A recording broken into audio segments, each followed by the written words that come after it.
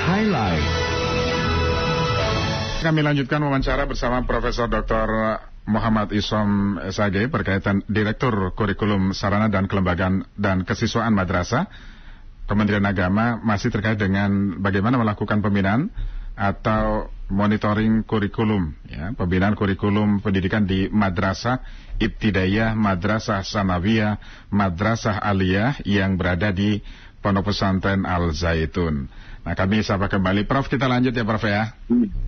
Baik, ya, baik. Prof, tadi kan sudah dijelaskan upaya yang nanti akan dilakukan oleh Kementerian Agama ya, Prof, ya, berkaitan dengan bagaimana memastikan pembelajaran yang dilakukan selama ini di Pesantren Al Zaitun terkait dengan pendidikan di madrasah ibtidaiyah, sanawiyah dan aliyah supaya tidak terkontaminasi paham-paham yang dianggap ini justru akan merusak akidah anak-anak ini, Prof. Ya. Begini Pak Wiryo, ini kan sebenarnya proses pesantren Al Zaitun itu sebagaimana disampaikan oleh Menko Polhukam, itu kan ada 3 hal ya. Yang pertama kasus dugaan pidana pimpinannya. Nah, itu bukan wilayah saya, itu wilayah APH ya, aparat penegak hukum itu. Terus yang kedua terkait dengan mitigasi dan masalah yang ada di pesantrennya, apa itu status kelembagaan pesantrennya dan juga status yayasannya dan seterusnya, itu nanti wilayah yang lain ya. Jadi Kementerian Agama hanya mendapatkan porsi dan diminta untuk mengawasi, mensupervisi dan juga bagaimana mendampingi proses-proses pembelajaran yang ada di pesantren itu. Kemudian yang ketiga terkait dengan keamanan sosial dan keberlangsungan kesejahteraan masyarakat di sekitarnya. Karena masyarakat di sekitarnya itu juga banyak bergantung kepada pesantren Al Zaitun. Karena di situ ada pertanian, ada peternakan, ada perkapalan dan secara ekonomi karena mereka besar jumlahnya dan secara ekonomi juga membantu masyarakat di sekitarnya. Nah, itu juga menjadi tanggung jawab dari Pemprov, Pemda, dan juga kementerian terkait. Nah, untuk pendidikan, ya, mitigasi terhadap pendidikan, ya, sebagaimana yang disampaikan oleh Pak Dirjen Pendis, tentu mitigasi terhadap pendidikan itu setelah kita bekerjasama dengan BNPT, misalkan, karena BNPT punya tool, punya alat atau instrumen untuk mendeteksi di siapa-siapa mana yang terpapar gitu loh. Jadi mungkin pimpinannya itu di lain soal ya. Jadi tinggal agen-agen utamanya atau pimpinan di sekitarnya yang perlu dilakukan asesmen oleh BNPT. Nah, setelah dari asesmen BNPT baru kita akan bisa mengetahui mana yang terpapar dan mana yang tidak. Nah, tentu yang terpapar itu wilayahnya dari BNPT untuk membina, dan nanti juga dengan Bimas Islam, bimbingan masyarakat Islam yang nanti perlu ada training moderasi beragama lah, perlu ada kesadaran penciptaan kesadaran terhadap berbangsa dan bernegara dan seterusnya. Nah, untuk yang tidak terpapar, disinilah yang kemudian Direktorat Jenderal Pendidikan Islam masuk. Nah, yang pesantren-pesantren yang perguruan tinggi, ya, yang Kemendikbud tentu dengan nanti ya masuk dengan yang Kemendikbud, karena ada SMK juga di situ, SMK-nya besar. Ya, nah untuk yang pendidikan, nah kita nanti lihat dengan yang tidak terpapar itu nanti lebih mudah bekerjasama dengan Kabid Penma Kanwil Jawa Barat dan juga Kasih Penma Kabupaten Indramayu. Nah, nanti di situ kita nanti ada perlu caretaker untuk pengurusannya. Nah, kalau diperlukan nanti kita buat, nanti kita melibatkan tentu pejabat setempat ya, Kabid Penma maupun Kasih Penma Indramayu dan juga pengawas madrasah dan beberapa guru yang ada di sekitar Indramayu. Nah, itu. Nah, kemudian santrinya kan tidak dikeluarkan. Santrinya tetap ada, peserta didiknya tetap ada di pesantren. Karena pesantren itu besar, jumlahnya hampir 6.000 santrinya. Nah, kalau dikeluarkan nanti taruh di mana? Itu persoalan. Jadi proses belajarnya tinggal santrinya atau peserta didik tetap di pesantren. Nah, karena di situ sarana prasarananya juga bagus kan, tinggal belajar saja gitu loh. Tinggal belajar saja. Kemudian proses pembinaannya, supervisinya kita nanti menggandeng madrasah-madrasah yang terakreditasi A yang sama di sekitar pesantren itu. Jadi di situ ada madrasah aliyah negeri, ada madrasah sanawiyah negeri, ada min negeri. Nah itu nanti bekerja sama dengan pesantren yang ada di dalam. Oke, Prof, kita sama pendengar ya Prof. Sudah menunggu ada 3 pendengar, tapi yang satu putus, Pak Kodai. Kemudian ada Pak Heru dan Pak Tukiru di Tangerang. Pak Heru, silakan Pak Heru. Halo, Assalamualaikum Bung Wiryo. Waalaikumsalam warahmatullahi wabarakatuh. Prof, kita sekedar sharing. Ya, logikanya gini sih, orang yang biasa tertutup, kayaknya untuk terbuka itu agak sulit. Satu, kedua istilahnya, orang luar aja nggak bisa masuk loh, inklusif ini, pondok ini. Kalau kita bukan dalam artian membubarkan, bukan maksudnya. Ini ditutup tapi dialihkan ke pondok-pondok lain biar mereka bersosialisasi dengan paham-paham lain gitu loh. Kalau masih di tempat yang kotor, yang istilahnya seperti itu tertutup, kayaknya sulit untuk mengubah doktrin dia gitu. Sebab orang luar nggak bisa masuk. Harus dipindah gitu Pak Heru. Iyalah, istilahnya MUI aja nggak dihargai nama dia toh, apalagi istilahnya ya sebetulnya kan yang bermasalah bukan pendidikannya, bukan santrinya, kan yang bermasalah pimpinannya. Kalau pimpinannya ditangani misalnya, pendidikannya kan tetap jalan. Kemendak nanti tinggal supervisi. Tapi kan doktrinnya tetap terus berjalan loh, karena udah sekian lama doktrin ini ditanamkan di santri dan dari orang-orang di dalam itu. Contoh istilahnya, kalau ada orang demo itu kan yang jaga-jagain istilahnya banyak di dalam. Jadi agak sulit orang masuk itu. Jadi lebih baiknya istilahnya santri-santrinya ini dialihkan pondok lain gitu, biar mereka bersosialisasi berbau dengan santri lain gitu, terbuka pola pikirnya gitu istilahnya. Itu aja sih. Terima kasih Pak Heru. Kemudian Pak Tukirun di Tangerang, silakan Pak Tukirun. Pagi Bung Wiryo, Pagi Pak Tukirun. Profesor. Pak, kalau saya setuju Al-Jahid itu jangan ditutup Pak, tapi langsung diambil alih oleh MUI atau mungkin Muhammadiyah. Jadi guru Al-Zaitun itu dibina oleh MUI agar sesuai dengan ajaran Islam. Bila perlu sekolah itu diambil alih juga oleh umum. Jadi berarti itu supaya sama pendidikannya dengan yang lain. Bila sekolah diambil alih oleh MUI kemudian keluar, berarti itu memang anak-anak NII Bu. Kalau saya mungkin begitu pikirannya. Kemudian pendaftaran itu yang baru terus dibuka, tapi ajarannya ajaran kurikulum MUI atau kurikulum sekolah yang umum.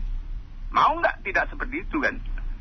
Jadi kemudian ada makar itu diproses hukum, dia tidak ada negara dalam negara, itu urusannya bagian hukum lah begitu.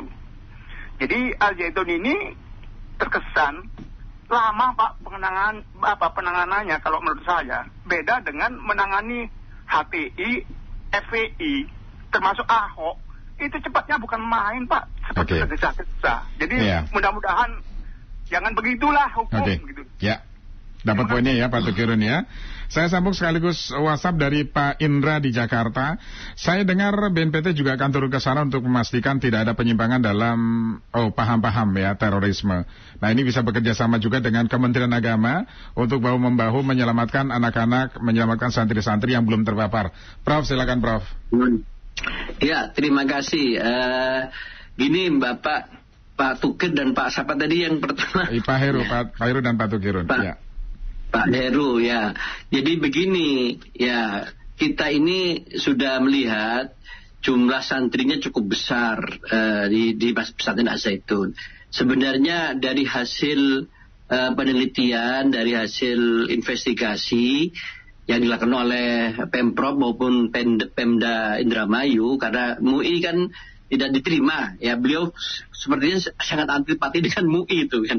Nah jadi yang sementara ini yang dilihat adalah problemnya itu di pimpinannya. Problemnya di pimpinannya. Sebenarnya kalau melihat tayangan yang disampaikan oleh Pak Panji ya di Metro TV misalkan, di media yang lain, sebenarnya beliau mengatakan ya NII itu sudah selesai. gitu. Dan pendidikannya ya biasa aja gitu. Tetapi memang ada hidden di situ, hal yang tersembunyi. Nah, sebenarnya proses yang semacam itu banyak kasus-kasus yang kita lihat seperti di pesantren Ngeruki ya, Ustadz Abu Bakar Basir itu. Begitu pimpinannya diamankan, nah di situ kemudian terjadi proses perubahan sebenarnya. Jadi sebenarnya kalau hal-hal yang sifatnya ideologis atau indoktrinisasi itu memang paling pokok itu di pimpinannya. Begitu pemimpinannya sudah berubah, ya sekarang kayak Ustadz Abu Bakar Basir sudah mengakui Pancasila itu. Nah, begitu kalau Pak Pajib masih mengakui Pancasila, cuman ada gerakan-gerakan misalkan negara dalam negara dan sebagainya, ada menteri ini menteri gitu ya. Ada strukturnya menyamai struktur negara yang resmi gitu. Nah, itu yang begitu-begitu nanti dihilangkan semuanya. Nah, tentu ini proses penyadaran, pembersihan dan pengembalian, proses deradikalisasi, ini BNPT sudah ahlinya ini. Jadi proses-proses itu sudah banyak dilakukan oleh BNPT, dan itu saya meyakini BNPT pasti bisa untuk men-cleansing ya, membersihkan dan clearing terhadap orang-orang yang terpapar itu. Nah, kemudian untuk pendidikan ya, kita memang agak kesulitan kalau anak-anak itu dipindah-pindahin ke berbagai lembaga, karena ini persoalan administrasi dan persoalan lembaga yang begitu besar ya.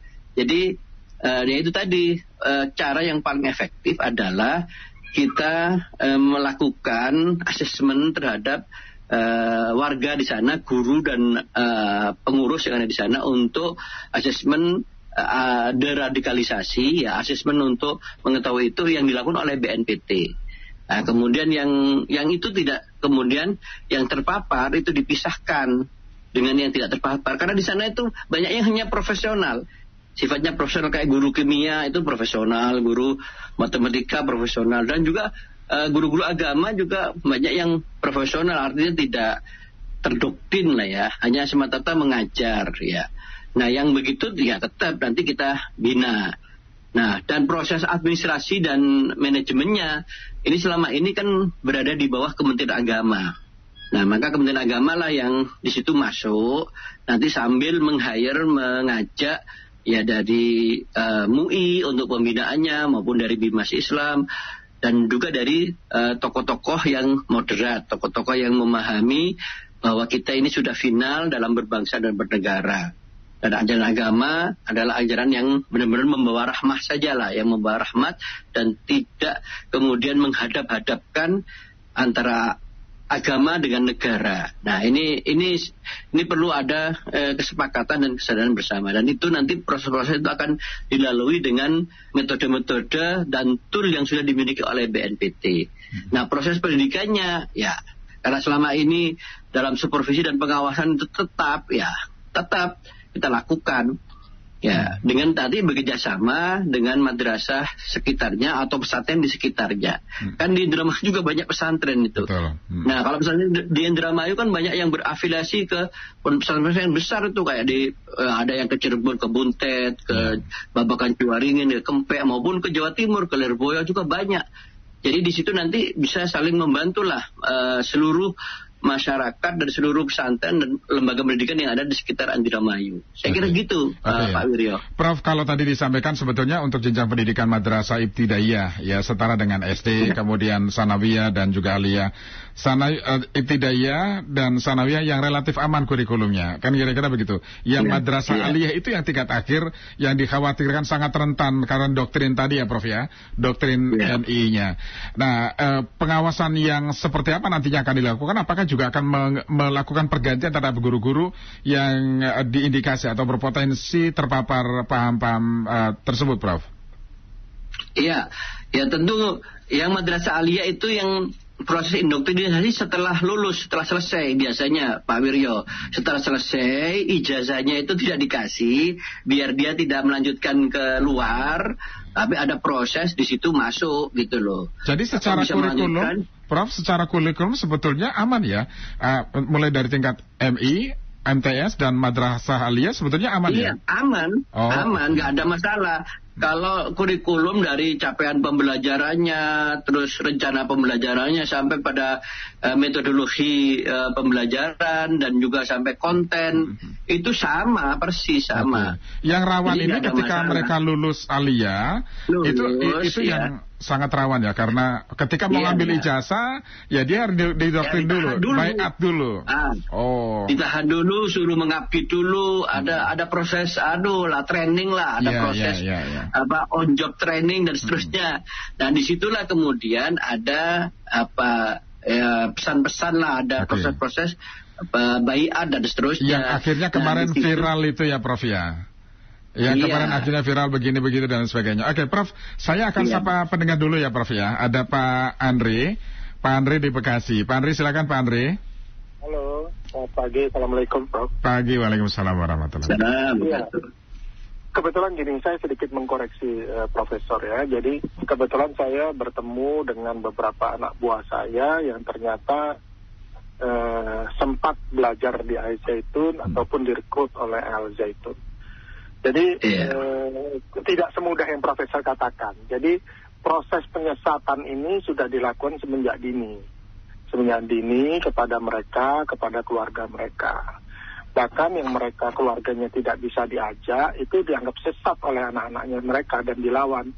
Dan seperti karyawan saya ini, mereka melakukan penipuan, pencurian dan sebagainya. Bahkan isunya ada anak buah saya yang juga sampai melacurkan diri. Jadi nggak semudah itu, Profesor Sam. Jadi akan sangat berat sekali ya, maksudnya berat Pak. Sekali. Karena udah indoktrinasinya udah dari sejak kecil. Jadi saran saya adalah begini. Al Zaitun ini harus dibubarkan secara bertahap pesantrennya. Semua siswanya itu banyak kok, lembaga pendidikan banyak kok di seputaran situ. Jadi pasti ketampung semua. Tapi memang harus ada kerja keras dari pemerintah. Misalnya mereka yang dipindahkan ini dibebaskan dari biaya dan sebagainya atau ditanggung negara dan sebagainya. Karena sudah terjadi pembiaran oleh negara sekian tahun lamanya. Itu satu. Terus yang kedua, semua dosennya harus diganti, semua gurunya harus diganti. Karena saya terkaget-kaget. Dalam beberapa kali acara wawancara di televisi, ada dosen-dosen dari UIN Jakarta itu kok yang pola pikirnya aneh menurut saya. Islamnya aneh. Dan ini sudah nggak benar gitu, sudah menyimpang. Jadi mereka juga harus diganti. Jadi semua pengajar harus diganti. Jadi dilakukan deradikalisasi, pencucian pemikiran negatif oleh BNPT dan sebagainya secara bertahap. Jadi misalnya 1 tahun sampai 2 tahun dibiarkan dibina oleh BNPT dan pihak terkait, Depak dan sebagainya, MUI dan itu sebagainya. Itu staf pengajar di sana ya, dibina BNPT, melibatkan BNPT. Diganti semua. Maksudnya adalah siswanya dalam 1 sampai 2 tahun dilakukan pembinaan. Nah, setelah 2 tahun mereka harus disalurkan ke tempat-tempat berbeda. Ya, jadi ada filterisasi dulu gitu ya, Pak Andre ya. Baru nanti disalurkan ke pendidikan lain. Takutnya mereka masih memegang paham-paham yang doktrin tadi ya. Ini tugas berat buat pemerintah. Karena mereka ini memang dijadikan mesin untuk mencari uang, Pak, di mana-mana. Dan ini sudah rela, jadi nggak bisa lah. Nggak sesimpel yang Profesor katakan. Jadi, kita dapat poinnya Pak Andre ya. Di situ poinnya pembinaan ya. Baik. Terima kasih Pak Andre di Bekasi. Saya sambung tanggapan selanjutnya Prof dari Pak Saiful di Bogor. Saya rasa betul yang harus dilakukan Kementerian Agama adalah memastikan agar kurikulum pendidikan di madrasah yang ada di pondok pesantren itu terbebas dari paham-paham yang bertentangan dengan Pancasila. Kemudian Pak Indra di Jakarta berharap agar ini tidak bisa dibiarkan terlalu lama tanpa harus menunggu proses hukum yang tengah dilakukan oleh pimpinan pesantren Zaitun oleh Polri, tetapi Kementerian Agama sudah harus bisa bergerak sekarang. Ya, harus bisa bergerak sekarang, libatkan pendidikan-pendidikan keislaman yang lain yang dimiliki oleh NU dan Muhammadiyah, karena ini sudah jelas moderatnya, sudah jelas Islamnya dan nah kemudian yang lain misalnya yang terpenting adalah jangan sampai ada penutupan pesantren. Nah, ini disampaikan juga oleh Pak Julius di Jakarta Barat. Nah, silakan Pak Prof. Iya. Ya, terima kasih. Ya, sebenarnya model-model pesantren, ya, tadi disampaikan pesantren itu sangat tertutup, sangat eksklusif, dan susah menerima orang yang ada dari luar yang tidak sepaham. Nah, biasanya pesantren semacam itu sangat bergantung pada figur, pada pimpinan. Nah, apabila nanti pimpinan dan agen-agen utamanya sudah terproses secara hukum, maka disitulah kemudian itu akan agak melonggar, itu biasanya akan agak melonggar pesantrennya itu. Karena kita tentu harus melihat ya, itu 1.200 hektar, itu luas banget. Dan bahkan masyarakat di situ sangat bergantung kepada keberadaan pesantren itu. Ya, jadi ada unit-unit lain, lembaga-lembaga lain yang sangat produktif. Nah, jadi maksud saya, ya, jadi skema yang sudah dilakukan oleh pemerintah itu sudah sangat jelas sekali ya. Jadi proses utama adalah proses pidana dulu, dan juga proses pidana dan juga nanti agen-agen utamanya.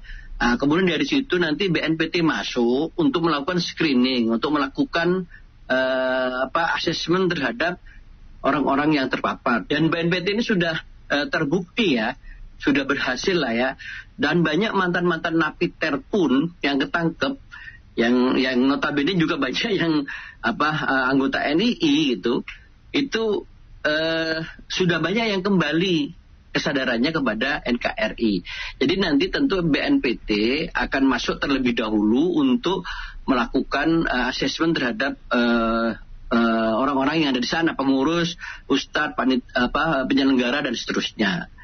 Nah, tentu nanti setelah itu baru secara simultan ya, secara beriringan bersamaan Kementerian Agama dan juga kementerian lembaga lainnya yang terkait serta ormas yang sama, kita masuk ke dalamnya untuk kemudian melakukan pembinaan dan juga melakukan pendampingan dan pembinaan serta perlindungan kepada peserta didik, guru yang tidak terpapar.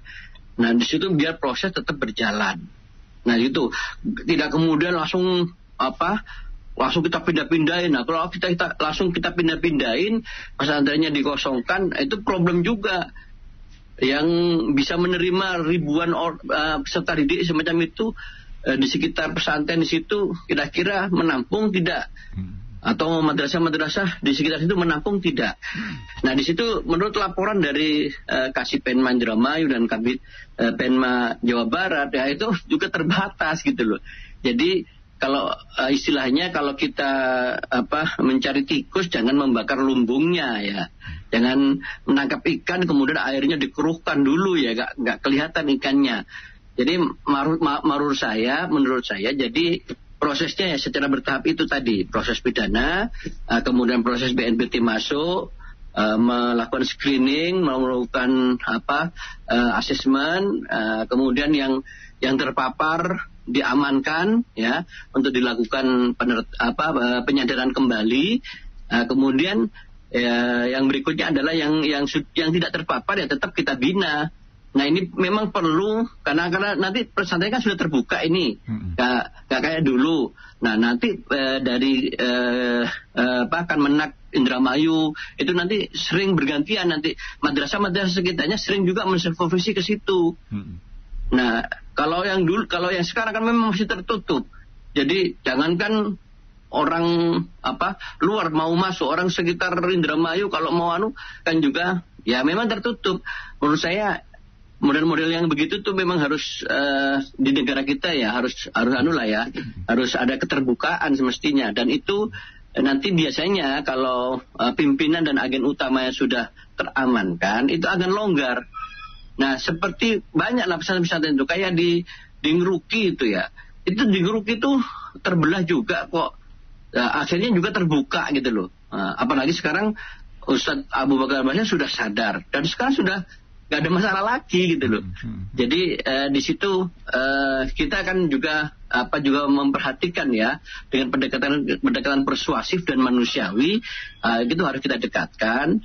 Ya, namanya pemikiran itu memang susah berubah. Ideologi itu yang sudah terdoktrin itu memang susah. Tapi dengan pelan-pelan dalam proses pembinaan, insya Allah akan tercerahkan lah sebagaimana napiter yang dibina oleh BNPT, dan itu menjadi sekarang lebih NKRI lah, atau lebih sadar lah gitu.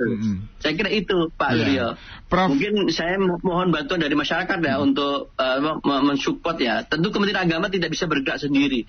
Kementerian Agama harus bergandeng tangan dengan kementerian dan lembaga terkait, karena ini juga masalahnya besar, dan juga dengan Pemprov dan Pemda, saya kira itu. Gimana Pak? Iya, Prof, tugas Kemenak ini kan semakin berat, Prof. Selain memang memastikan proses belajar mengajar di sana tetap berjalan, kemudian juga kurikulum yang diajarkan di sana tidak menyimpang. Nah, yang ketiga ini yang berat lagi adalah bagaimana mencegah stigma negatif, Prof.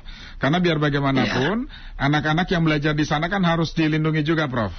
Mereka kan hanya korban. Kalau memang tadi yang disampaikan Pak Andri di Bekasi, ternyata doktrinnya dilakukan sejak dini misalnya di sana. Kalau memang demikian, gitu ya. Tapi kita punya tanggung jawab untuk memastikan supaya anak-anak ini terselamatkan, Prof. Ya, saya kira gini, nanti begitu BNPT masuk, Kementerian Agama masuk, atau ormas-ormas yang moderat itu masuk, dan juga lembaga keislaman yang lainnya bisa masuk. Saya berharap begini, jangan kemudian stigma lama itu dijadikan stigma yang terus menerus. Jadi kalau memang sudah berubah, saya kira itu perlu ada proses pendampingan. Nah proses pendampingan itu inilah yang akan merubah stigma yang ya ini misalkan teroris, atau ini negara Islam Indonesia NII. Nah, kalau sudah dilakukan pendampingan, dilakukan pendidikan, dilakukan training, dan itu nanti direhabilitasi kembali. Seperti mantan narapidana kan juga begitu, Pak Wiryo. Nah, kalau nanti dia di masyarakat sudah mulai sadar, sudah mulai berkiprah, sudah tidak menunjukkan, kan bisa dilihat lah dari cara berpikirnya, cara bertindaknya, terus komunitasnya siapa. Jadi kalau masih membentuk kayak komune kayak yang disampaikan oleh Pak Menko PMK, yang masih komune dan tertutup, dan kemudian tidak sama dengan tatanan yang lain. Nah ini justru ini juga harus dicairkan gitu loh. Karena yang begitu-begitu itu menimbulkan